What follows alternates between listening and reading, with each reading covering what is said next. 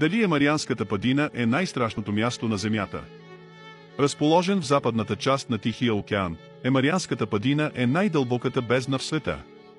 Тя се простира на повече от 2550 км и достига дълбочина от 11 000 метра. Предполага се, че ровът се е образувал в резултат на сблъсъка на сухопътни маси и океански плочи, който се е случил преди повече от 60 милиона години. Ако стигнете до дълбините му, ще бъдете в пълен мрак, а изключителното налягане го прави почти необитаем.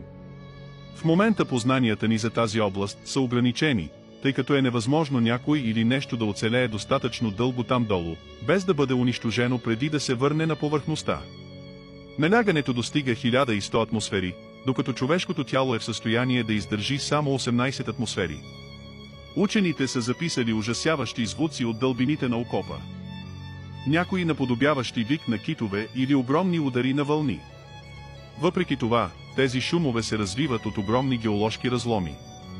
Глубините на Марианската падина поглъщат милиони галони морска вода всяка година и затова учените смятат, че това е най-мистериозната и ужасяваща част на света.